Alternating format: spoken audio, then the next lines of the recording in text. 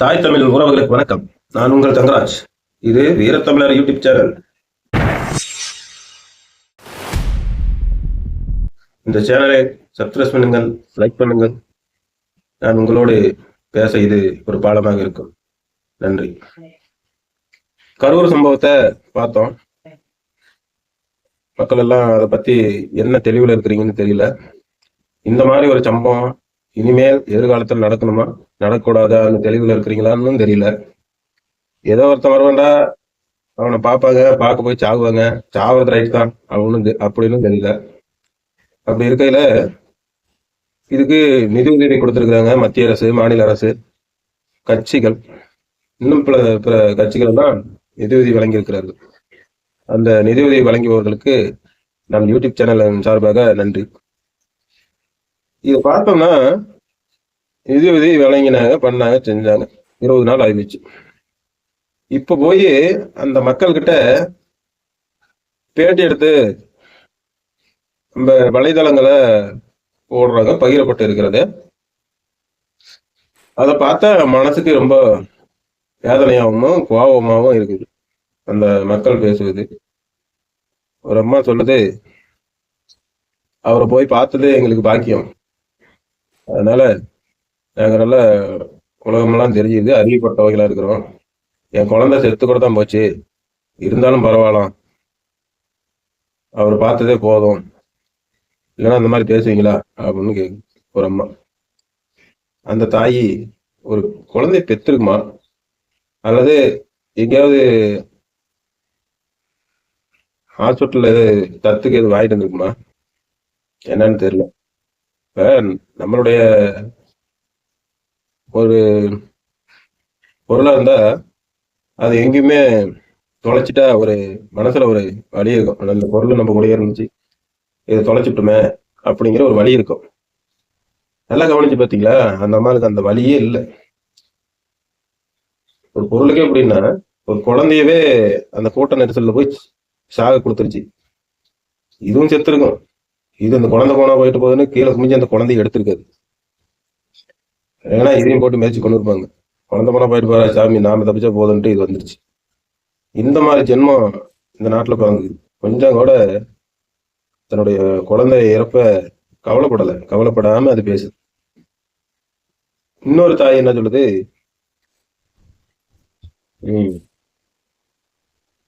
அது என் பையன் போயிட்டு போனா போறான், விஜய் எங்க தலைவர் வந்தா போதும் அப்படிங்குது. அதாவது பையன் போயிட்டு போனா போறான், தலைவர் வந்தா போதுங்குது. ஏமா எப்ப இருந்துமா உங்களுக்கு எல்லாம் ஒரு தலைவரானது? நாட்டுக்கு சுதந்திரத்துக்காக பாடுபட்டு செக்கிழத்த செம்மன் வாவு சிதம்பரனார், அவரெல்லாம் உங்களுக்கு தலைவரா தெரியல? தீரன் சின்னமலை இந்த நாட்டை அடிமைப்பட்டு இருக்கும்போது உனக்கும் எனக்கும் போராடின அந்த தீரன் சின்னமலையோட நினைவெல்லாம் உங்களுக்கு தலைவரா தெரியல? அவரை போட்டணுங்கிறது தெரியல? கப்பலோட்டிய தமிழன் பாபு சிதம்பரனார், அவரெல்லாம் உங்களுக்கு தலைவரா தெரியல? நம்ம ஐயா மாப்போசி எல்லாம் தலைவரா தெரியல? இவங்களெல்லாம் உங்களுக்கு தலைவரா தெரியல? ஐயா காமராஜர் அவர்கள், இவர்கள்லாம் உங்களுக்கு தலைவரா தெரியல? 4 படம் 10 படம் நடிச்சு அந்த படத்துல நீங்க போய் அவனை பாக்குறீங்க, இருட்டுல அதுல ஒரு வெளிச்சம் வருது, அந்த வெளிச்சத்துல ஒரு நிகழ்வு படம் தெரியுது. அந்த படத்தை நடிச்சவனை பார்த்துட்டு இவன் தாண்டா தலைவர்னு நீங்க நினைச்சிட்டு இருக்கீங்க. அவரை உங்களுக்கு தலைவரா தெரியுது. இது என்ன மாதிரி மனநிலைன்னு தெரியல. சரி, அது கூட இந்த அம்மா சொல்லுது, தலைவர் வந்தா போதும், என் பையன் செத்த போனா போயிடுச்சு, செத்து போயிட்டு போகுது, தலைவர் வந்தா போதும், அவரை நாங்க பையனா பார்த்துக்கிட்டு இருக்க போறோம் அப்படின்னு சொல்லுது. இது என்ன மனநிலைன்னு தெரியல. அவர் எங்க நீ இப்ப பையனா பார்ப்ப? கஷ்டத்துக்கு வருவாரா, இல்ல கண்ணீர் தொடங்கி வருவாரா? ஒரு பிரச்சனைனா அது கை கூட நிற்பாரா? உனக்கு உடம்பு சரியில்லை கூட்டி போய் டாக்டரோட காட்டுவாரா? ஊசி போடுவாரா? என்ன பண்ணுவார் அவரு? அவரு சென்னையில பனையூர்ல இருப்பாரு பாதுகாப்பா. நீ என்ன பண்ண போற? இப்படி பேசிக்கிட்டு இருக்குது. அப்புறம் இன்னொருத்தர் சொல்றாரு, அவரை நான் பார்க்க போனேங்க, பார்த்து என் பையனுக்கு கையெல்லாம் கூட உடஞ்சி போச்சு, இதாகி போச்சு, நான் வேலைக்கு போயிட்டேன், அப்படின்னு சொல்றாரு. சரி நீங்க இருந்தா என்ன பண்றீங்க அப்படின்னு கேட்டா அவரு சொல்றாரு நானும் போயிருப்பேன் அப்படிங்கிறாரு. அது யதார்த்த நிலை தான். ஆனா அவரும் கூட போயிருப்பாருன்னு வச்சுக்கிட்டாலும் ஒண்ணு நல்ல வாசனை பண்ணணும். தன் பையனை கண்டிச்சு அவர் தான் நம்ம திரையில பாக்குறோமே அதுக்கு போய் என்ன ஆகுது அப்படின்னு சொன்னேன், அது கேட்காம போயிருச்சு அப்படிங்கிற ஒரு கருத்தை கூட சொல்லலாம். அவரு அப்படி சொல்றாரு. இதெல்லாம் நான் நினைக்கிறேன் இவங்க எல்லாம் அந்த மக்களை 40 உயிர் போன அந்த குடும்பங்களை போய் முன்னாடியே போய் எல்லாம் பேசி இந்த மாதிரி பேசுங்க, யாரும் வருத்தப்பட்டு விஜய் பேசிவிடாதீங்க அப்படின்னு சொல்லி கொடுத்து எடுத்த வீடியோவா என்னன்னு தெரியல. ஏன்னா அவங்களுக்கு அந்த வேதனை கொஞ்சம் கூட இல்லை. ஒரு நம்மளோட வாழ்ந்த மனுஷன் குழந்தைங்க இறந்துட்டாங்களே, இது போயிருச்சு, இறந்து போயிட்டாங்க, ரொம்ப வருத்தமா தான் இருக்குது. அதுக்கு நம்ம விஜயை தான் குற்றம் சொல்லணும். அதுக்காக தலைவர் விஜய் குற்றம் சொல்லி நாங்கள் என்ன பண்ணிட்டோம்.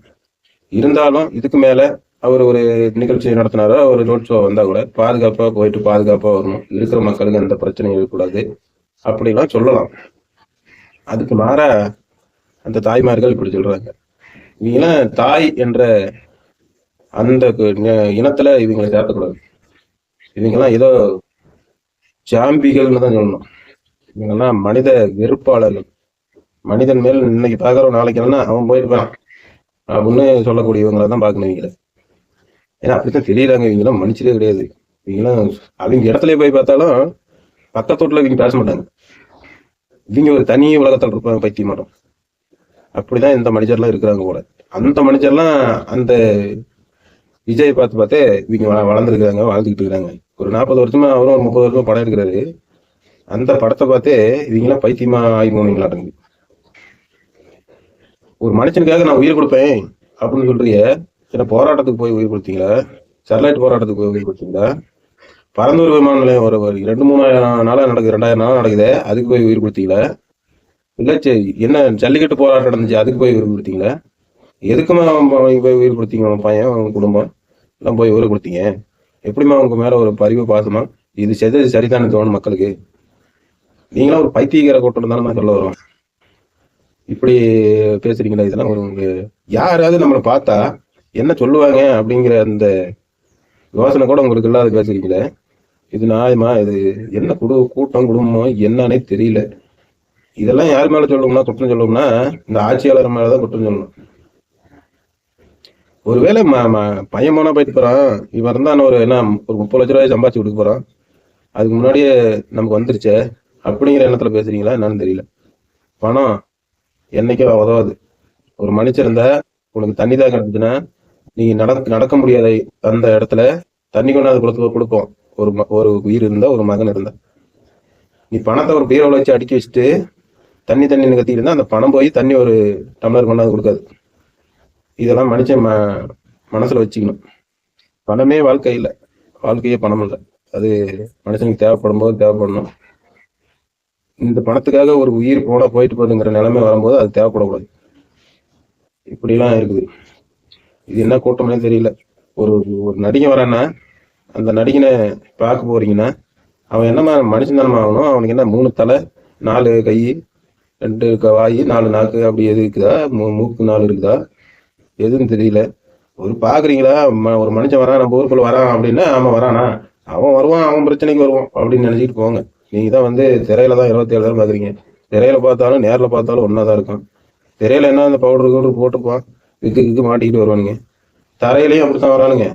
என்ன அந்த வெயில்ல அவங்க வராங்க, அவங்க தான் ஏசி வண்டியில வராங்க, கேரவான்ல வரானுங்க. அப்படியே தான் இருப்பானுங்க, வித்தியாசமே இருக்காது. திரையில பாக்குற மாதிரி தான் தரையிலையும் இருப்பானுங்க. திரையில 150 பேர்த்து அடிப்பானுங்க. 150 அடிச்சு வானத்துக்கு பறக்க விடுவாங்க. தரையில அவங்களால அப்படி பண்ண முடியாது. இதப்பா நம்ம போனா தலைவர் 150 பேர்த்து அடிக்க மாதிரி நம்ம உயிரை டப்புன்னு ஃபைடர் மேன் மாதிரி நம்ம காப்பாத்தி விடுவாரு அப்படின்னு நினைக்காதீங்க.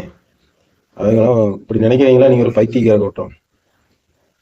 அதனால மக்கள் ரொம்ப திரைமுகத்துல போயிட்டாங்க. மக்களுக்கு சொல்ல வேண்டியது என்னன்னா, உங்களை நீங்களே ரசிச்சு பாருங்க. அவனுக்கு அடுத்தவனை ரசிப்பதை விட உங்களை நீங்களே ரசிச்சு பாருங்க. நீ பிறந்ததுக்கு ஏதோ ஒரு சாதனை செய்யணும்னு நினைச்சு பாருங்க. அடுத்தவங்க நம்மளை வாழ்த்து பேசணும், இவங்க இருந்தாலும் பரவாயில்ல, இவங்க வாழ்ந்த இடம் பரவாயில்ல, அப்படின்னு இவங்க பிறந்ததுக்கு ஏதோ ஒன்று செஞ்சாங்க அப்படின்னு நினைச்சு பேசணும். இந்த மாதிரி போய் தேர் திருவிழாவில் போய் செத்த மாதிரி செத்துட்டு போகாதீங்க. திருவிழாவில் செத்தா கூட அந்த உயிர் அந்த தெய்வத்தினுடைய கண்ட்ரோல்ல இருக்கும். அதுக்காக இறந்தாங்க அப்படின்னு, அந்த கோயிலுக்கு போய் இறந்தாங்க அப்படின்னு ஒரு பேர் இருக்கும். இது பைத்தியக்கார கூட்டமாக போய் நசுங்கி செத்து போயிடுச்சு. இதுல யாருக்கும் இறக்கம் இல்லை, யாருக்கும் எந்த ஒரு மன கஷ்டம் இல்லை.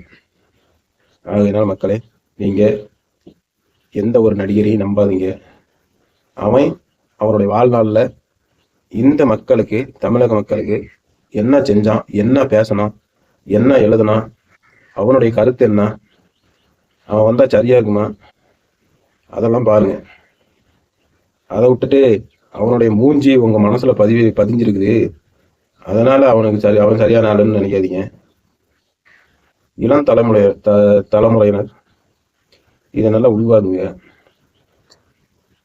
நம்ம என்ன செய்யறோம், ஏது செய்யறோம், கண்மூடித்தனமா இவனை ஆதரிக்கலாமா, இவன் என்ன பண்ணிருக்கிறான் அப்படின்னு நினைச்சு பாருங்க. திரையில நடிச்சான் ஆகாது. அவன் நடிச்சதுக்கு அவங்க உண்டான சம்பளம் வாங்கிட்டு போயிருப்பான். 200 கோடி 50 கோடி சம்பளம் வாங்கிட்டு போயிட்டான். உங்களுக்கு அதனால என்ன வந்துச்சு? நீங்க போய் 100 ரூபா டிக்கெட்டு 1000 ரூபா 2000 ரூபான்னு கொடுத்து பார்த்து உங்களோட பொருளாதார நேரம் இழந்தீங்க. அவனுடைய வரலாறு பார்த்தா அவன் கட்சி ஆரம்பிச்ச பிறகு ஃபர்ஸ்ட் மாநாட்டிலேயே 6 பேர் இறந்து போயிட்டாங்க போற வழி வர வழியில. 2வது மாநாட்டுல 3 பேர் இறந்து போயிட்டாங்க போற வழி வர வழி இருந்த அவருடைய கட்சி தொண்டர்கள்.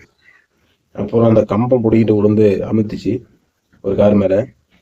அந்த கம்பம் மட்டும் அன்னைக்கு கூட்டம் நடக்கும்போது பிடிங்கிட்டு சாஞ்சிருந்துச்சுன்னா கிட்டத்தட்ட ஒரு 1000 பேர் இறந்து போயிருப்பாங்க. அது ஏதோ கடவுள் புண்ணியமா என்னன்னு தெரியல, அது காப்பாற்றப்பட்டது.